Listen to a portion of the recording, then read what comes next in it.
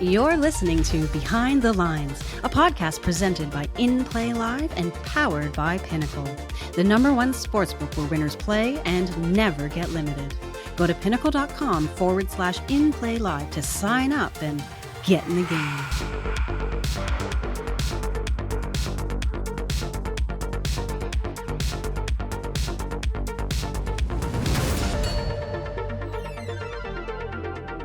Welcome in Behind the Lines, powered by Pinnacle, purifying the sports betting industry. I'm your host, Shane Mercer, as always, joined by Andrew Pace, founder and CEO of In Play Live, a community of like-minded sports bettors dedicated to long-term success. And on today's show, betting the American election, Jake Paul, Mike Tyson, plus Pace gets ripped off. All right, Pace, you want to start there? What happened? Oh man. So I think a lot of people in In-Play Live know that I use a lot of different sports books and dance with the devil and, play with some gray market, or some people call it black market sports books. The thing is in Vancouver, like, we're not a regulated province, right? So if you're outside of Ontario in Canada, even Bet365 would be considered black market or gray market. But there's obviously going to be more reputable books. Like, if you are in Canada, outside of Ontario, you're going to see like Bet Victor, Sports Interaction, Bet365, Betway, 888 Sport, like sites that have been around for a very, very long time that we have access to here. But separately of that, we have access to, a lot of crypto sports books, and a lot of them, when you sign up, if you're from Canada, it says Ontario is not allowed. So technically speaking, I guess I am allowed, and I'm always looking for new outs, new ability to bet on new sites. So new sportsbook popped up. I love when new sportsbooks pop up because oftentimes you can have really good leashes. But it popped up on a place that I viewed to be reputable. The list that it was on had 10 names on it, all of which that I had used and been paid for. And when I clicked on it, it was lines that I hadn't been familiar with prior. Like it wasn't a typical site. Like, if you're talking about some of these crypto books that have gained quite a bit of traction, I mean, Rollbit would be at the top of the list, and now they're notorious for actually scamming people. And there's like a class act. We talked about this potential class action lawsuit that could be happening against them. But the layout and how they look is going to be similar on a lot of major, pretty popular crypto sports books that have kind of challenged stake. Like, stake's sort of been the real sort of leader in that space and kind of taken over and because of their success, all these other ones have come along. So you have like Wall Street Memes Casino, they're getting pretty big. Lucky Block, TG Casino, which is a Telegram crypto book, BC.game, there's a big list of them. And like I said, I've used and been paid by all these sites. So it was a new site, popped up on a list with all those names, and had a review written about it by someone that had also reviewed these other sites. So I sort of trusted this person. I was like, okay, I'm going to dive in here. Typically what I'll do is I'll go around to a couple different review sites, like Trustpilot being a good example. And if people have been scammed out of money, usually I'll just stay away. So I have a pretty good radar for this kind of stuff. And I've actually had a really good run of not being like, I don't want to say it hasn't been hard to get paid on some sites, but I've had a really good run of actually ending up getting my money because of being burned in the past. And yeah, with this particular site, it's funny because if you rewind and you trust your gut, I had this really bad feeling. So the site was called crypto-games.io, and I'll just caveat, whatever you guys do not play at this site. So I deposited small, knowing that there wasn't a lot of reviews online. And very quickly realized that they were mirroring Bet365, which for a sports bettor in my shoes, Shane, as you know, you're going to be licking your chops. Yeah, we love it. Now, I realized I actually had played on a platform similar to this, but their limits were oftentimes really, really small and not worth playing. Whereas I had $350 or less for a spin, and if you spun once, you were done for the game. Oh, okay. You couldn't do multiple spins. All right, that's really small. Yeah. So this was 2,000 US spin up to 5,000 US per game. So I was just really excited about it. But I deposited like $1,000. And I think I ran it up to like 1,800, and I'm like, I am going to withdraw my funds to make sure that I do in fact get them. Went to withdraw, never heard from them. You go to their live chat and they always say, "Hello, dear customer." That's their thing there. They're like, "Hello, dear customer." I love some of those live chats, the way they pretend to be nice, they treat you very nicely or with those terms. But yeah, go on. Yeah, and often, like, sometimes it's a weird situation because you actually don't know if the person on the chat is playing dumb, is the only person that works there, or is actually a genuinely nice person that doesn't know what's going on at their sportsbook and is actually shocked at what they're now seeing is going on with their customers.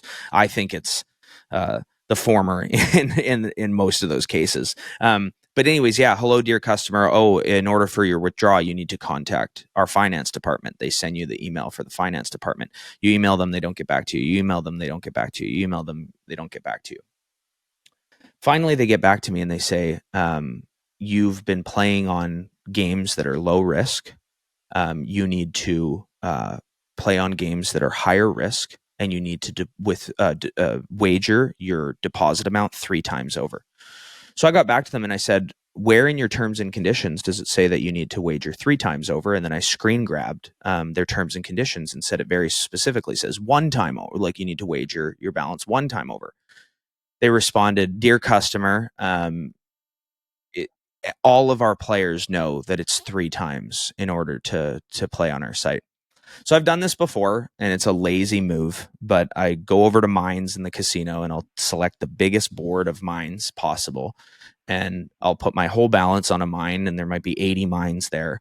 And if it blows up, I lose my money. And if it doesn't blow up, which is like, you have like a 99% chance or 98% chance that it doesn't.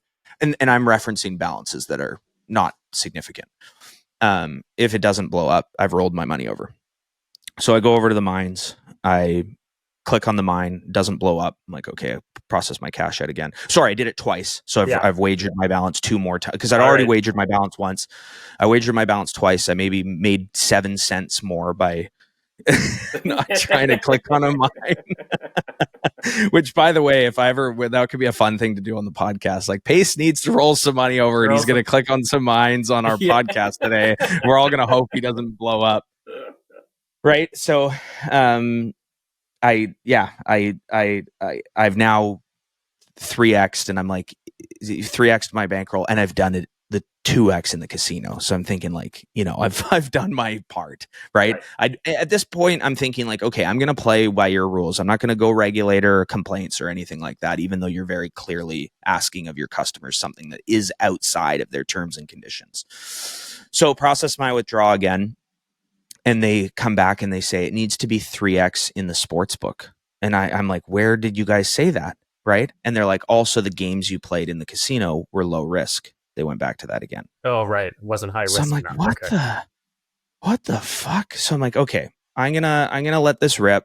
I'm just gonna bet on here on an NFL Sunday, see how we do, kind of thing. And see where we go. Got my balance up to about $7,000 or $8,000, and then it fell back to about $2,500. Definitely had 3x'd my initial deposit. Yeah, at that point, and I go to process. Surpassed your rollover. Yeah, so I go to process my withdrawal. Finance department contacts me. We're so happy, sir, that you have played the requirements, and they pay me out the money. And I was like, sweet. And this is, by the way, up to now, this really isn't a big deal. So I'm thinking, right now, you're going, okay, they paid me, check, book good to go. I'm going to play here. Yeah. So I don't want to say good to go. I'd say I know what I'm dealing with. They've made that clear. They are shady as hell. I wouldn't recommend anyone playing here, but they've paid me. I've got this review from this other site, and let's rock and roll here. So I think I threw $2,000 in there and just absolutely crushed them. Ran it up to a third of a Bitcoin, just under a third of a Bitcoin. So over 25,000 US, and they limited me. So I'm like, okay. this was fun. Process my withdrawal. About 2 weeks went by, and I'm like, okay, they haven't heard from them. Nothing. Go to the chat. Tell me to go to the finance department. All that kind of stuff. Finance department isn't responding now. Like, just straight up. Like, weeks are going by. They're not responding. I'm like, okay, I need to turn to somewhere that can help me. So I know members of our community have had help with a service called Ask Gamblers. And Ask Gamblers is a service that reviews casinos. Gamblers are allowed to review casinos. There's a whole list of sites that you can use on Ask Gamblers that they recommend. And they claim to have basically gotten people paid on a whole series of different sites for like millions of dollars combined, right? So I'm like, okay, I'm going to submit a complaint here on Ask Gamblers. So I just basically told the story over text that you just told me. So sure enough, right after I created a complaint, and then they contact the casino then. Right. So they contact the casino, say a complaint has been submitted, on our site. Here's the complaint, and they have a certain amount of time to respond. And meanwhile, once I see this now underway, I'm thinking, okay, they've gotten involved. I've seen the process. I've started the process. I've heard of members in our group get paid because of a complaint through Ask Gamblers. I'm thinking, like, geez, we want to get these guys on the podcast. I was just going to say, these guys sound great. We got to talk to them. All right, but go on. Yeah. So I'm thinking, we got to get these guys on the podcast. Like, they'd be great people to speak to, talk about the work they're doing in the industry, all that kind of stuff. So I submit my complaint, and then they sort of have a generic response to them, basically saying, hey, you guys need to respond to this so that we can get the evidence and information to make a decision. So Crypto Games, and this is public, by the way, like, you can go look this up. So crypto-games.io responds to the Ask Gamblers complaint saying, I will check and get back to you. That morning, right after, they finally responded to my emails, and they said, dear customer, we regret to inform you that your recent bets are considered very low risk. And by the way, what we do at In Play Live is not low risk. This is not like, we're not talking about like 1.2 or minus, 2,000 wagers here, right? Pace, these are all normal juice wagers. So we're talking 1.8 minus 120 minus 125 at perhaps the lowest risk, right? Kind of wagers. Or higher, right? A lot of plus money bets. Oh, a lot of plus money bets. Absolutely. Yeah, that too. Of course. Yeah.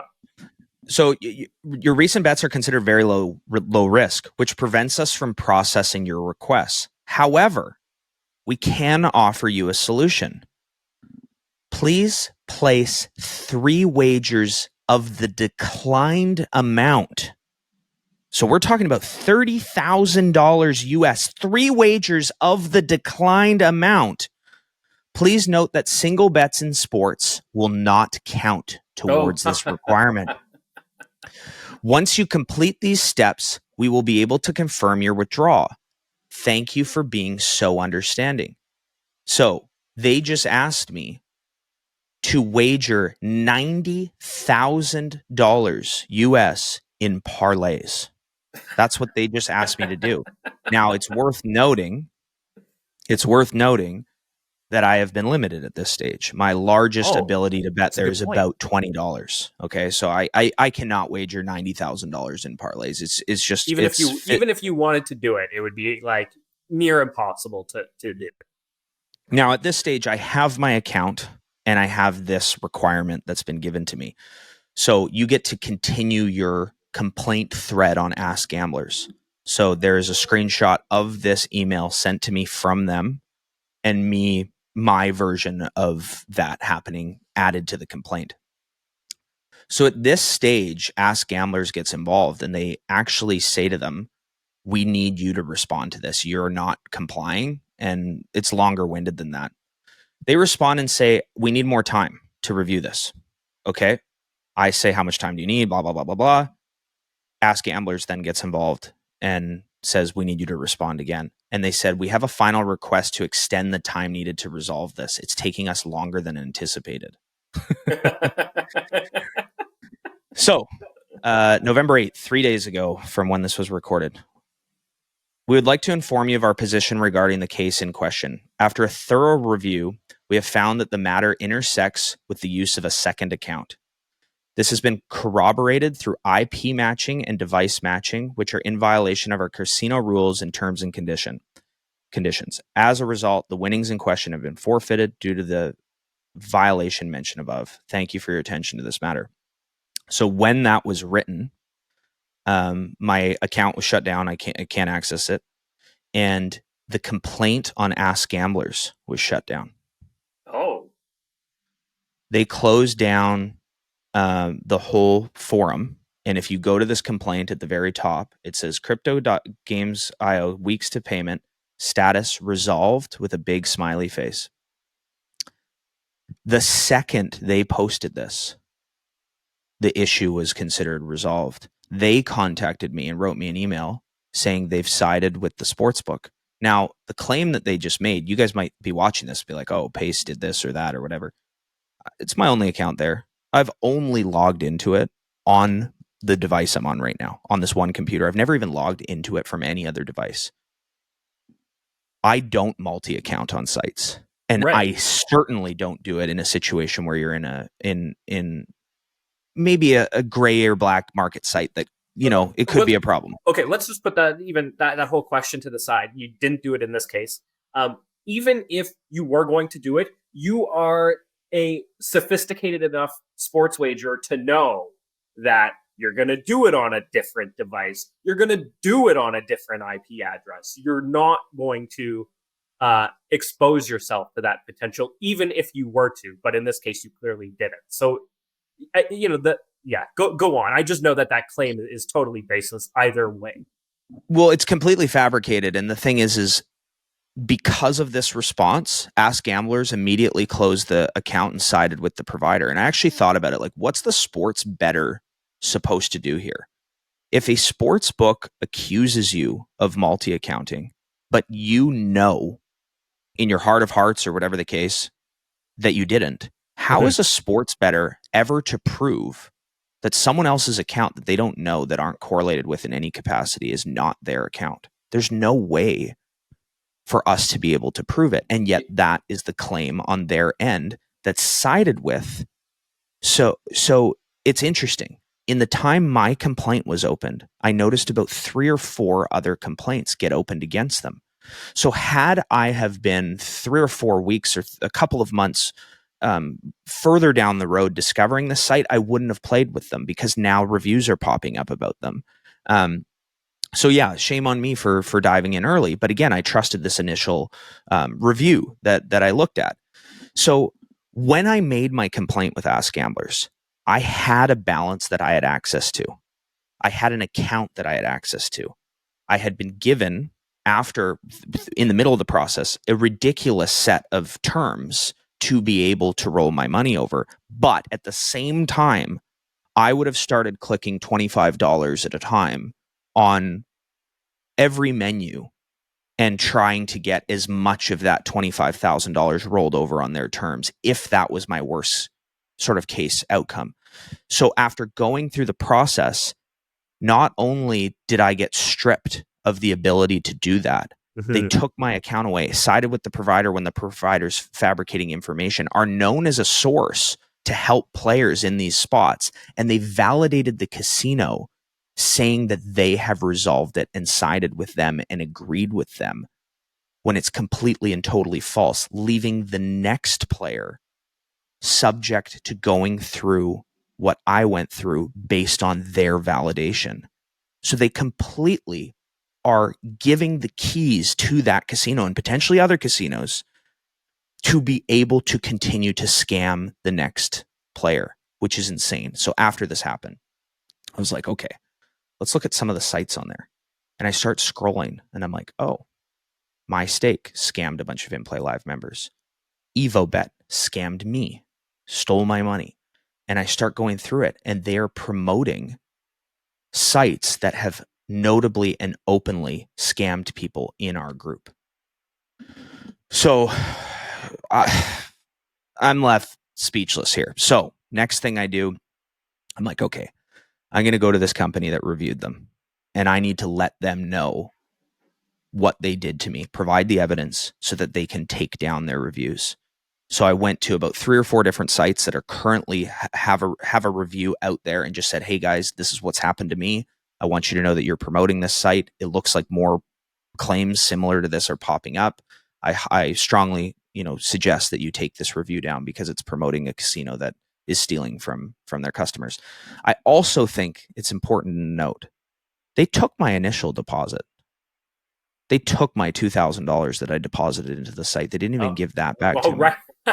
Right. Like So I've been scammed by places before where they're like, here's your initial deposit back. Like EvoBet, I just mentioned, they sent my initial deposit back to me, but they took the winnings. Yeah. And they also claimed multi-accounting when it was my only account. Right. So crazy sequence of events here. Buyer beware. This is what you do when you enter into this gray market. But this Ask Gamblers, they're there to, in theory, help players. And my God, I hope they see this. I really do. Yeah, and again, we got to bring them on the show. I mean, it sounds like they're trying to do some good work, but maybe aren't able to fulfill their mandate to the extent that they'd like to, or maybe anyway, I don't want to put words in their mouths or anything like that, but I'd love to have them on the show to have a conversation with them because it sounds like they're trying to do something good, but maybe it's not going as planned. The accusation of multi-accounting is really concerning. Because it sounds like a lot of sportsbooks, so this isn't the first time I'm hearing about the allegation of multi-accounting being used to not pay someone their winnings. And as a sports bettor, when you are accused of multi-accounting, you don't get provided any evidence, right? Like in your case, they didn't tell you, hey, here's your IP address and here's the device, to go with it, and we, had a login from, this device and this IP address on a separate account, and this is the account name. And, they don't give you any of those details, right? To be able to say, hey, look, we caught you and here's the evidence. They just say, hey, we caught you. Yeah. Right? And that's it. Yeah. And you have no way of defending yourself. Yeah. And in this case, they said a second account. Like they essentially making it look like we know about this specific second account, which of course does not exist. Which doesn't exist at all. And there's no way that you can prove to them it doesn't exist, or in this case, prove to Ask Gamblers that it doesn't exist. It's just that they make a claim and that's, that's the God's truth, kind of thing. And it's like, well, no, it's not. But yet you as the bettor have no way of proving it other than saying, well, no, it's not true. Yeah. And especially like IP matching. Well, there's no IP that could match. It's not possible. Like it's not possible. Yeah. The only IP that it could match with is the one account. That's the one account that I'm using. That's the only IP it's not possible. Right. Yeah. It's wild stuff. Yeah. It's starting to sound like that particular allegation is becoming a loophole for sports books to not pay out. And when push comes to shove, that's the default now, that, we'll just accuse them of multi-accounting. We'll say that we have the evidence and we won't provide it. And, they have no recourse, and that's that. Yeah. So, and again, just to that same point, DraftKings, I mean, we talk about the regulated sports books and some of the things that they do. DraftKings is a reputable fucking sports book. Sure. DraftKings posted saying, I don't know if it was Thursday Night Football. So they posted on Friday or Thursday night, 20,000 people hit this same game parlay on Thursday Night Football. And it was a bunch of different touchdown scores that people went and selected. So you've got a sports book that is promoting that 20,000 people just won this bet that all took it.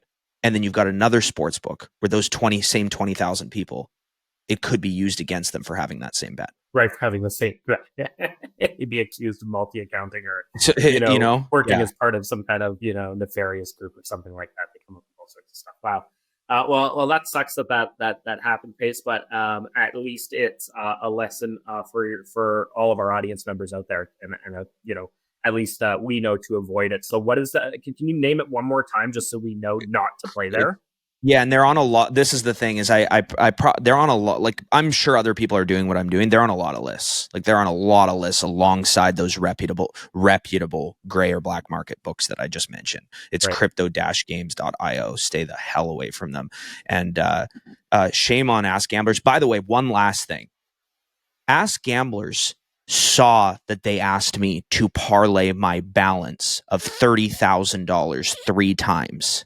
They saw that and sided with them. As soon as you see someone doing something like that, the first thing you would say as a reputable third party that's mitigating the situation is, you cannot ask this of a player. It is completely outside of your terms and conditions and outside of the licensing that's allowed. Now, apparently they're licensed out of Costa Rica. If anyone knows anyone that can help me with a lawyer there or someone, please reach out. Yeah, that third-party house gamblers needs to look at that and say, well, that's absolutely fucking ridiculous. That a sportsbook would ask somebody to do that. Unreal. All right, well, let's moving on now to a topic perhaps more controversial. I don't know. It all depends on how you look at it. But we are coming off a very big week in the United States. We saw Donald Trump elected back into the presidency. And we talked a little bit about betting on the election ahead of the election. And now I want to bring up something that's kind of being marked when it comes to what sort of took place during the election and how it sort of played out on the sportsbook. So an article out of The Economist, screen share of it in just a moment here, because we got a great graphic I want to share. But the article essentially saying that what betting markets got wrong about Trump's victory, and basically saying, well, they might have just been lucky or biased or both. And I think that there's some sort of, some interesting elements in this that we could apply to what we do on a regular basis when it comes to hearing pundits out there on sports broadcasts and actual sports betting. But let me just get into some of the details of sort of what we saw unfold in the presidential election here. So more than $400 million was wagered on at least one betting site that specifically caters to politics. But the sum bet globally on other prediction sites reportedly topped several $billions. So betting on the election was big money this past election. People were right into it. And, many people in our audience were probably watching the betting markets very closely on this one. And so they probably know that Trump was the clear betting favorite, at least in all of the prediction markets. He was like a minus 150 favorite, or in the area of 1.6 to 1.7, always sort of moving in that space. And that's despite sort of the pre-election coverage out there on all news sources, sort of suggesting that it was a coin flip, that, this was as much a coin flip as it could be, 50-50 either way. A lot of the polls, even at one point, had momentum for Harris. And so it was kind of interesting that it turned out that the betting market was so much more accurate than the pollsters. And I thought that was really kind of fascinating. Let me just share my screen here for a moment. So for everybody out there who's just listening in, you might want to just go check out the YouTube, or you can go check out the Economist article if you want here. U.S. presidential election 2024, Donald Trump's chance of winning percentage. And you can sort of see the date line over here. So, August all the way through to election day in November.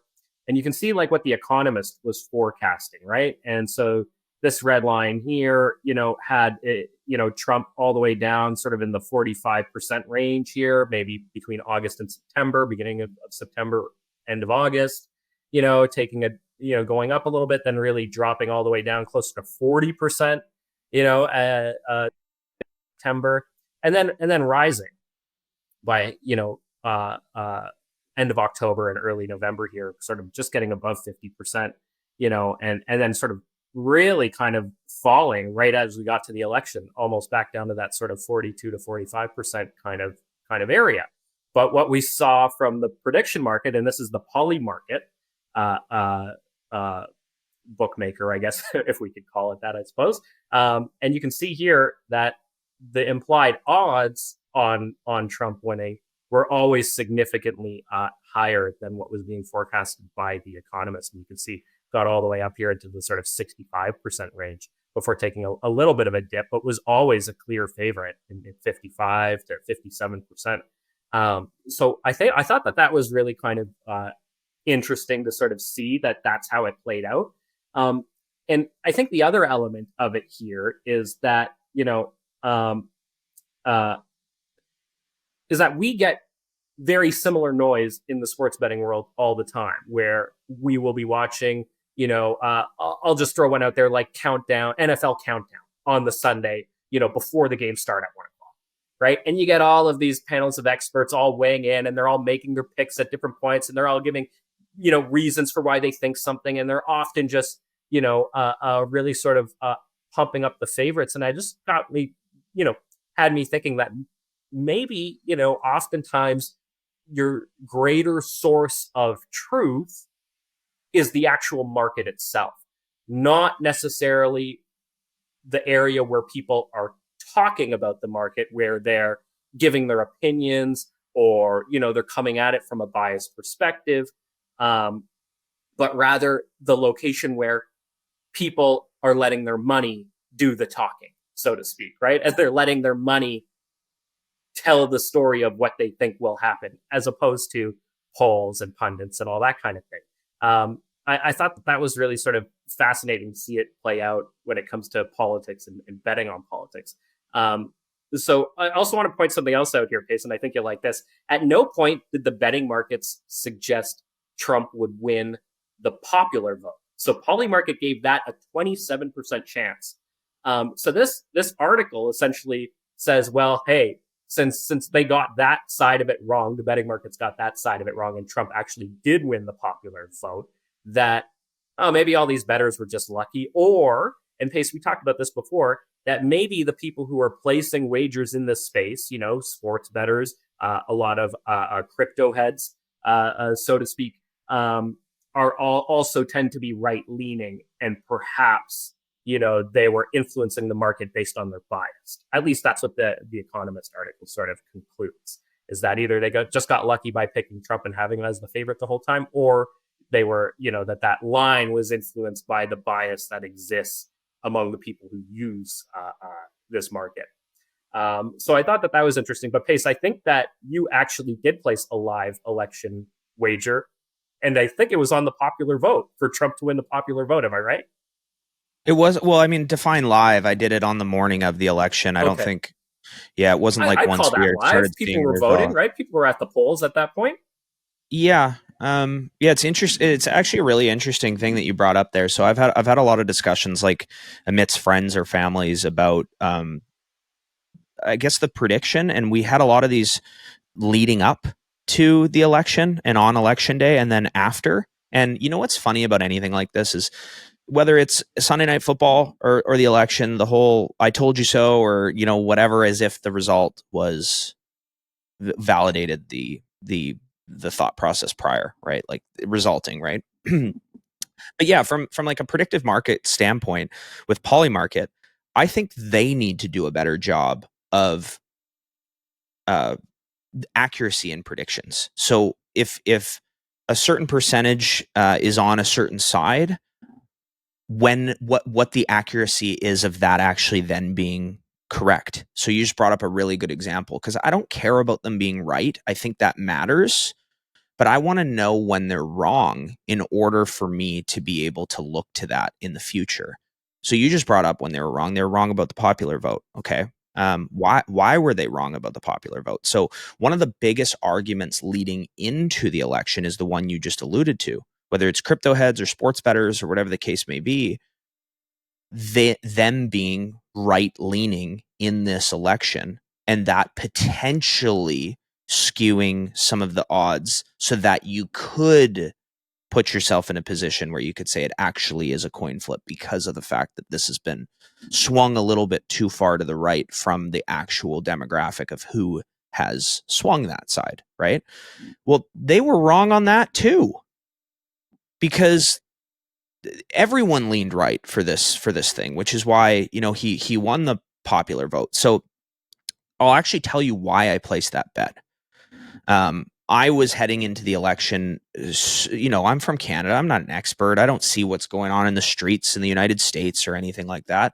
I'm only subject to what is presented to me. So that could be the mainstream media. That could be my own research. That could be me reading an article in The Economist, like the one that you brought up. That could be going to Twitter, other social platforms. And it was social platforms that ultimately caused me to make that wager. I even called Kenny, who people know is a huge Trump supporter, and he told me not to place the bet. He said it won't win. And he's a huge Trump supporter. So the reason why I placed the bet was because some people had done some polls on Twitter. Elon Musk is the most obvious one of who you're going to vote for. And when I clicked on that, I think it was like 72% of people said that they were voting for Trump. Now, he was a Trump supporter. So if I'm going to click on that and make that my source of information, you're going to go back to this argument again of it being right-leaning and right bias. So I was like, I need to find someone doing this on the left side. So I went and found as many polls as I possibly could on Twitter of people posting who people were voting for. And the lowest I found was 65% for Trump. The lowest. I wonder if that's because it's on Twitter where, it's a space that has leaned farther right over time, right? So I went to Instagram. I started going down to all the posts that were left-wing posts, and I went through the comments. I couldn't believe what I was seeing. I could not believe what I was seeing. What was going on there? It didn't matter how left the person was. The comments that got the most likes and support underneath the posts, it was either completely left the whole way, like left in its entirety the whole way, which meant that the comments were deleted. Because when you can't find one that supports both sides, there's a bias there. So if you go look, we're in Canada. So if you go look at one of Pierre Poliv's, I don't know how to pronounce his name, Shane, you probably do. Yeah. Pierre Poliev. Yeah. Pierre Poliev. Okay. You go look at one of his posts, there's going to be someone hating on him in there. And that's a good indicator that comments haven't been deleted. Right. Yeah. There's going to be someone hating on there. Most of the people that follow him are going to be his supporters. Not always, right? So it was either completely all left or where comments hadn't been deleted. I couldn't even believe what I was seeing. You have a left swinging, celebrity or whatever it is, and the most likes underneath the comments were something that was in support of the right. So that's why I left X and went over there. And I'm like, this is just, I've seen enough. Like, I don't know if I'm right or not, but I'm going to put a couple $1,000 on Trump to win the popular vote at 4.3. And it hasn't paid out yet. That'll probably take a little bit, right? They're still counting. I was like, in some places. Yeah, I was like, I've seen enough. Like, this looks like it's going to be a red wave like we've never seen before. And there's a lot of people that were saying, well, no matter what, like the right will lose because they'll rig the election. And you know what's crazy is since he's been elected, I saw a clip and it was Tucker Carlson interviewing Elon Musk about whether the moon landing was real or not. And he genuinely asks him and pauses and he's saying, you're saying it did happen. And then Elon talks about the technology of the rockets and how everything essentially checks out and that they absolutely did go to the moon. The comments are unbelievable below this post. It is person after person saying, did you see that Elon Musk looked down when he answered that? He has to answer this way because he's funded by the people that are covering up that they didn't go to the moon. The list goes on and on and on. So whatever you believe, this is my point here, whatever you believe, you have the very person that just went in the trenches with you to essentially win the election. That's my opinion. Like Elon Musk was a major part of Trump winning this election, a major part of it, right? You have that person that's like your knight in shining armor, right? That you are now, everyone's supporting him that's on the right. They love him, right? Say that the moon landing was real and they don't trust him. And this is, I said to my brother yesterday, this is the state of the world that we are in now. Whatever news we are given, we don't believe it because the mainstream media has fucked us up so much that we don't have the ability to go, this is the person that can validate it. And people need to understand this. If 9/11 was an inside job, that doesn't mean the moon landing's fake. If the moon landing was fake, that doesn't mean 9/11 was an inside job. The dots don't need to all connect. And that's the thing. people think that one conspiracy equals the next one. And there are some that have question marks or some validity. And there's a lot of, and I feel like this election was a real point of emphasis that almost validated a lot of people's opinions that think that right wingers, the further you go right, the more conspiracies you tend to have, right? So they're feeling so validated now that if Elon says we landed on the moon, they disagree with it. But anyways, yes, the predictive markets, very, very cool. I want to know more about when they're wrong. That's what I want to know more about. And I think that then once that data is out there, we can start to have more accuracy, because like you alluded to, Shane, they were wrong about the popular vote. Why were they wrong about the popular vote? Was it strictly based on people's perception, or was it actually based on what they were willing to put their money on? And they viewed that as riskier. So then they didn't put their money on it. Yeah, maybe that's what it is that they viewed it as riskier and they didn't put their money on it, or they felt like, there was a lot of stats out there to suggest that he wouldn't win the popular vote. So maybe they just felt like that's where they would put their money on the other side and have him win the presidency. But yeah, not exactly sure what happened there. But I want to move along to another big sort of cultural moment, if you will, that's about to take place. I think a lot of people are talking about this, whether you're a boxing fan or not. But that is Mike Tyson, Jake Paul facing off in the ring for a boxing match. And there's a lot of people out there who are, think maybe, Tyson shouldn't be doing this. He's 58 years old. He's going up against 27-year-old Jake Paul. The bout is sanctioned by the state of Texas and the regulator there. So, it's got the full go-ahead. It's happening on Friday this week. So, this episode comes out on Wednesday. It'll happen in, 2 days from then. And there's a whole bunch of sports books that are saying, no, not going to happen in this state. Or I should say state regulators that are saying not going to happen in this state. So Colorado, Kentucky, Louisiana, Pennsylvania, New York, Vermont have all said you're not going to be able to bet on this fight, at least not here in our state. The reason being is that they're calling it an exhibition. They're saying it's not a professional bout. They cite the rule of 2-minute rounds instead of 3-minute rounds, 14-ounce gloves instead of 10-ounce gloves. All of that making it for sort of an unconventional boxing match. And they're not going to allow it in their state. Now, I just want to mention, though, that for people outside of the United States or people who have access to a Pinnacle sportsbook account, they can bet on this fight if they're interested in it. Tyson is coming in at a very heavy underdog with odds of 3.5 or plus 250.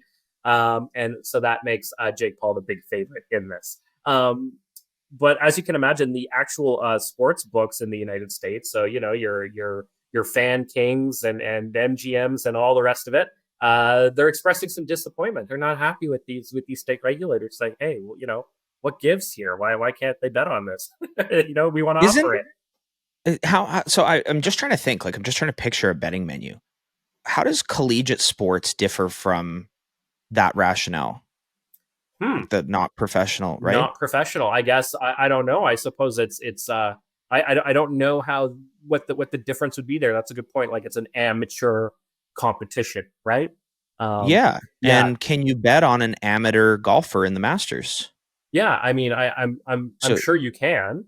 Right. So, what's the differentiation there, and separately of collegiate sports, because that's a major example. What other sports are on there that wouldn't be considered professional? I think you could bet on the CFL. Oh no, it's never mind. No, but what other sports can you bet on? I mean, we've all gone through the menu and seen a whole lot of crap in there that might not quite qualify as a professional sports, so to speak, right? Like, do I want to bet on Korean ping pong? I mean, I'm sure there's a book out there offering it. I don't know if it's at the professional level or not. Right. Oh, hey, so here's a great example. There's the e-markets, right? Like, you can bet on people playing video games. I mean, what's professional about that? I don't know. I'm actually what's the genuine difference? And the other thing I'm thinking is, this is the very reason sports betting was legalized. Right. The rationale to not bet on this is the very reason it was legalized. So what's everyone going to do that are in those states? Yeah. They're going to go to their nearest offshore sports book, their bookie, or call a friend in another state to place the wagers for them? Do they not like? This is the very reason sports betting was legalized, that they're doing this. And this is a big deal. This fight is a big deal. A lot of people want to bet on this fight, and a lot of people are going to watch this fight. I mean, yeah, it's on Netflix. I mean, that's a big, big thing all in and of itself, that Netflix is the one to put this thing on. Yeah, for sure. That's wild. We've talked about rigging sports a little bit on this podcast. I think that there is a little bit more opportunity in some of these Paul fights from the past. My personal opinion is that Mike Tyson isn't getting in a ring without the desire to destroy or kill someone. I don't think he's in this to throw a fight. Personally, I don't think he's capable of it. Yeah, I don't think that never once crossed my mind that he would be the kind of person to get in a fight and take a fall, for a paycheck. I don't see that happening. I mean, the guy is 58 years old and he's up against a 27-year-old. I mean, that's a 30-year age gap there.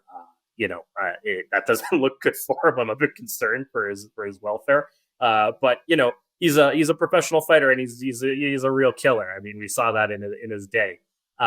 You brought up something interesting there, though, tying it back to our previous conversation and how many people thought the election would be rigged, right? And I'm just thinking about these state regulators in these states I just laid out, Colorado, Kentucky, Louisiana, Pennsylvania, New York, Vermont, maybe not as much, but certainly those red states or traditionally red states. I wonder how many people that work for the regulator thought the election would be rigged.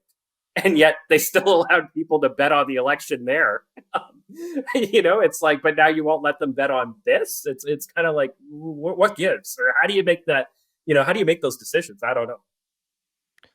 Yeah, I'll just keep falling back to this being the very reason that they regulated sports for sports betting in the first place. So, picking and choosing in this spot just seems strange to me, because I don't think there's a single person that is going to go to bet on this fight that doesn't see the markets, that doesn't go figure out how to get money in.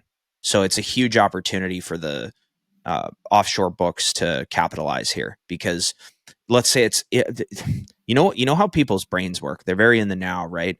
It might be 30 minutes before the fight tips or bell. How do you say tips is basketball? What do you say for a fight? Before the opening bell. Okay. Before the bell rings, right?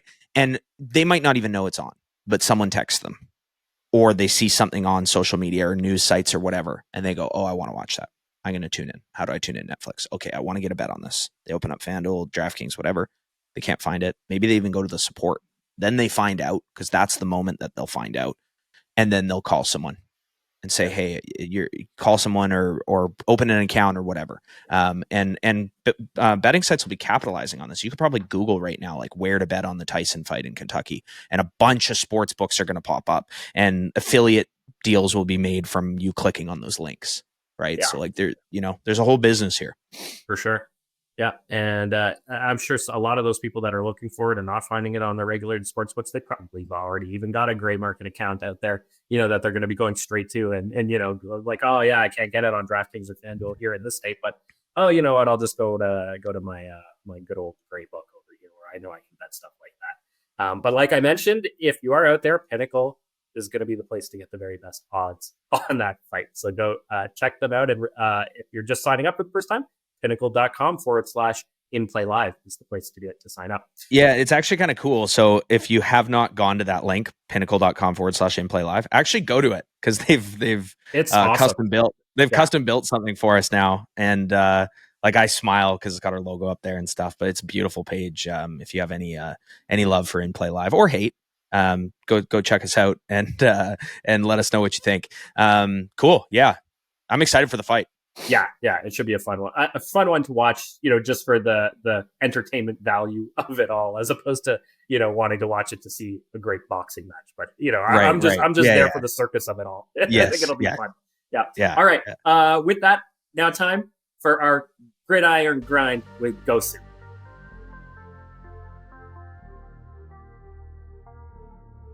All right, John, another week of football in the books. And last week we passed on a teaser But that was actually based on the lines when we recorded, and I think it's worth noting that it turned out to be a great week for teasers last week again.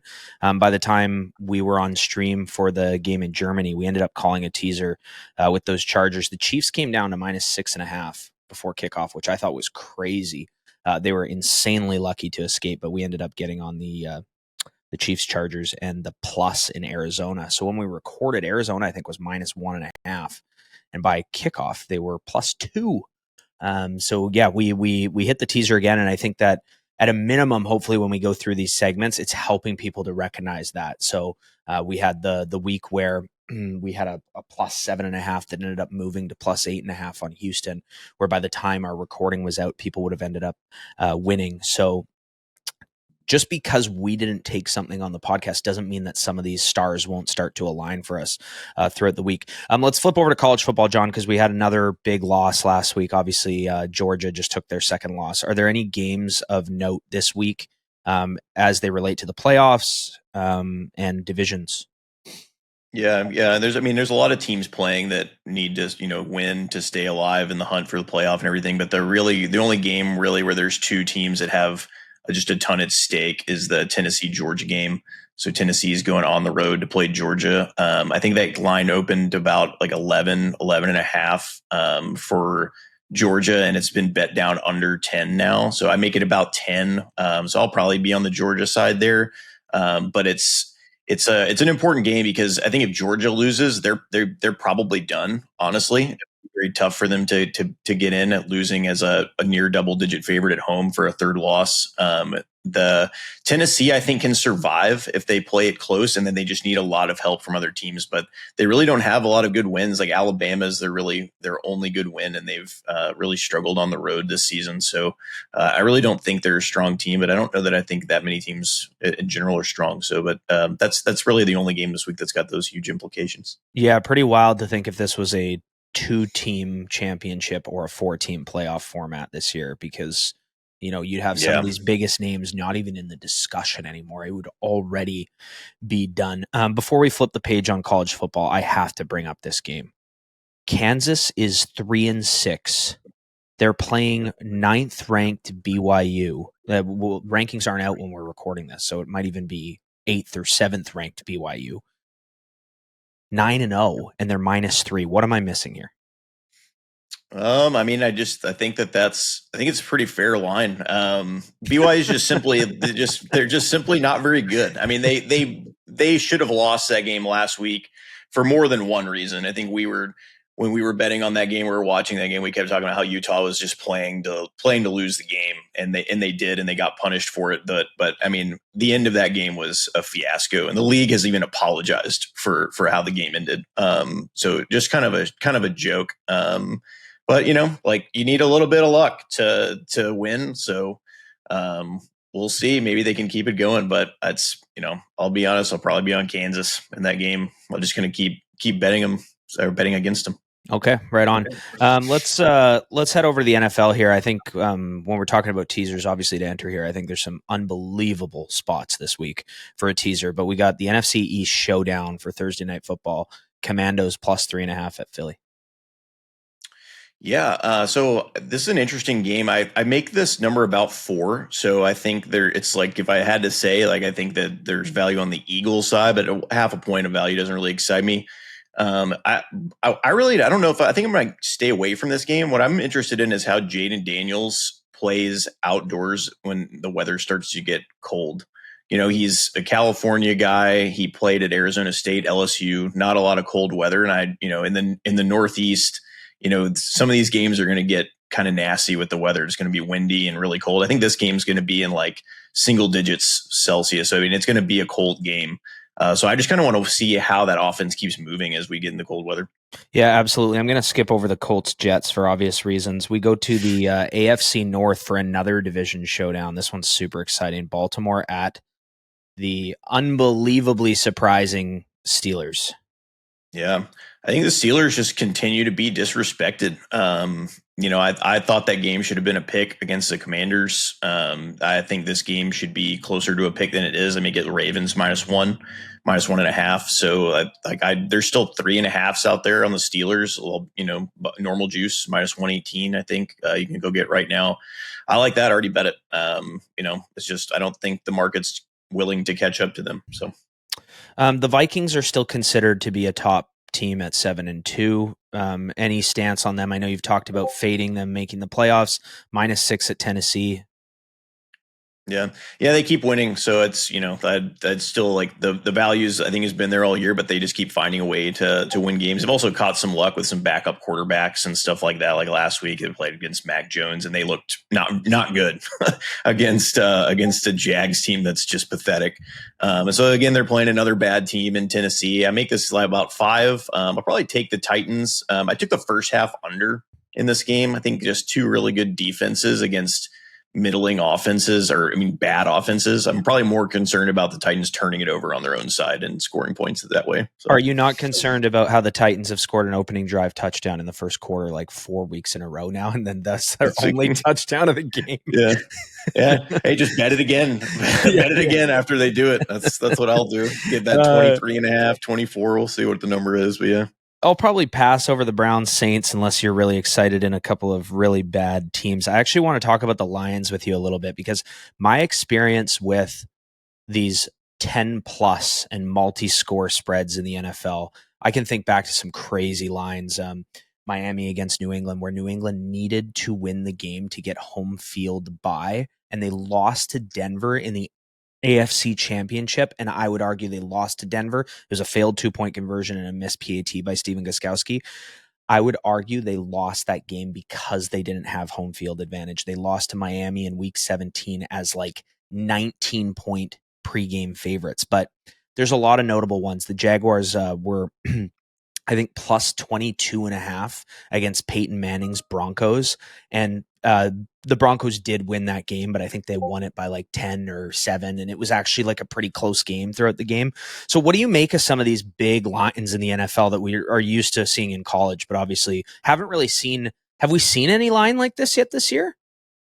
I think this is the first like near 2 touchdown. Like this one's like 13 now, I think, as the time we're recording this, which is, honestly is about what I make the line, but it's, this has been a year of the back door and just garbage, right? At the end of games. And we've seen the worst of the worst quarterbacks go down the field and score a meaningless touchdown as time expires. Like, to cover a 13 and a half, you need to be up 23 points at the end of the game to feel good about it, So I just think the math kind of gets thrown out the window at the end of these games, and you just don't. I don't feel sorry for anybody who's betting like minus 13 and a half in the NFL and gets a bad beat at the end, So I already marked this as a pass. I'm staying away. Yeah, I'd probably agree with you there because I think none of us would be surprised if the Lions won 51-7 either, and that 7 coming at the very last drive of the game. Yeah. Okay, we'll probably pass on the Packers, Bears, Raiders, Dolphins unless there's any standouts for you there. Rams, you said they keep being under handicap. We just saw them lose. Are you still interested in them? Yeah, I still like the Rams. This line, I think, is a little too high though. Like I think the Patriots have proven they keep games close. They stay competitive now, especially with Drake May in there. I think he's been pretty good. And their defense plays well enough. So, and it's, again, these indoor teams going to the East Coast outdoors. So it's, I probably not going to do anything with this game, but it's just worth noting that I think there's value on the Rams from a season perspective, but not in this game. Okay. Team you've come back to time and again that you've said sucks. That one has really come true. Denver, they're now 5-5 when they were looking like they could be something special. Atlanta, 6-4, first in the NFC South in what I would still consider to be a somewhat competitive division against Denver, +2 as underdogs. What are your thoughts there? Yeah, Denver. So I make this like Falcons -2.5 here. The number is moving that way, or is moving towards Denver. Like Denver is getting hammered here, I think. So like the line opened as the Falcons as a favorite. Now Denver is like a 2-point favorite. So I actually like teasing the Falcons here, even though it's on the road. But it's just, I mean, low total. These Denver games, like they tend to be grinders, and it's I think it's just tough for them to cover a large number. So I think it's a good teaser spot. All right, we get into some real meat and bones here now. The most competitive division in football right now. We got the Seahawks taking on the Niners. Yeah, I show some value on the Niners here. I was thinking maybe tease them down to just like a close to a pick. I think there's a lot of value there. I think they looked really good in the first half against the Bucks, and then they kind of turned it on again at the end. But I think they're just a superior team. I think Seattle has some issues. I also don't know if Metcalf's playing, which I think is really important for Seattle. Extremely important.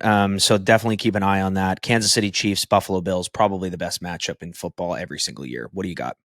Yeah, I think it should be a pick. And so I think right now the Bills are -2.5. It's just like, here we go again with Mahomes as an underdog. Like, why? Like, I just the people that make the lines are sharp, but they're at some point you just have to abandon your models and everything, and you just have to say like, it's Mahomes as a dog. Why is he a dog? Why is he ever a dog? And I get like balancing the money on either side and all of that, but I just say let people bet this Bills team, but they're so it's crazy. I'll be on the Chiefs.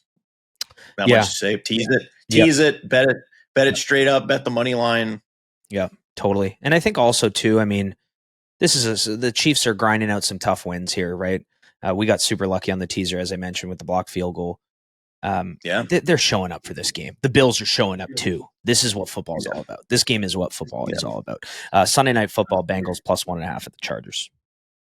Yeah, they flexed this game. I think it was supposed to be Colts Jets. And I saw that. I think this might be like this is the first flex maybe. I have a weird line on this. I actually made the Bengals a slight favorite in this game, which I was kind of surprised when I dug through the math on this one. But I'm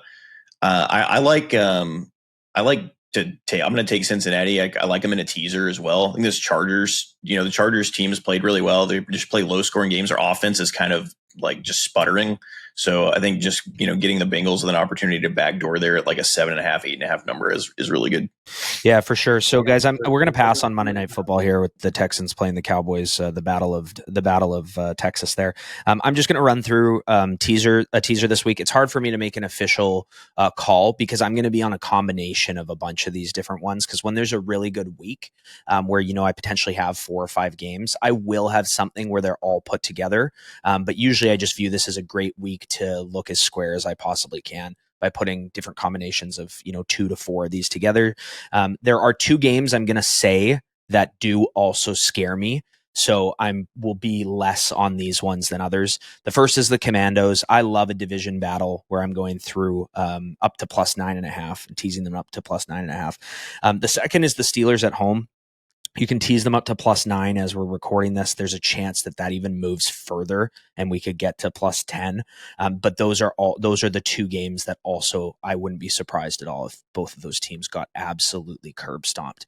The next are the Atlanta Falcons on the road to +8, potentially even more. The Niners at home, down to a pick, the Chiefs up to +8.5 and the Bengals up to +7.5, which I think, John, there's only one of the games there that you didn't just automatically say without us talking about it first that I like these teaser spots. So that's a lot of games. And I do anticipate a couple of those probably losing as they tend to. We've been on a real heater with these, but I'm going to be on a combination of those games. Yeah, I'd also add in I know we skipped over the Browns game, but that line's kind of moving towards Cleveland. So if you can get the Saints at like +1.5, tease that up to 7.5, I think that's another good one. Like asking Jameis Winston to cover 7.5 on the road. You know what I mean? I think that's a good spot. Yeah, I'd agree with that. And I think it's also important that if you're listening, I had some people send me some screenshots from a previous week where we talked about a line that we maybe would have wanted to get, and then they just bought a higher value teaser, and the other picks on it won, which is great, but the other picks on the teaser, they went through numbers where it didn't make sense. So instead of getting like plus 160 on 3 picks, it was like plus 110. And I think for anyone listening, that stuff really does matter. So don't go buy the Saints on a 10-point teaser now. That's not what we're saying. We're saying if it moves to that plus 1.5, plus 2 range, then that's another one to add to the list. All right, John, super appreciate it, man. All right, John, great stuff. Thanks for that. And again, if anybody's interested in taking some action on that, Pinnacle is the place to do it. You'll get the very best odds there. Sign up at pinnacle.com/inplaylive. All right, Pace, John, sports bettors from around the world. Till next week, keep beating those books. Thanks for tuning in to another episode of Behind the Lines. Remember to like, download, and subscribe. We are on YouTube, Apple, Spotify, and everywhere you get your podcasts. Have a betting story or want to be featured on our podcast? Drop a note in the comments below. And if you want to join In Play Live, use promo code Behind the Lines.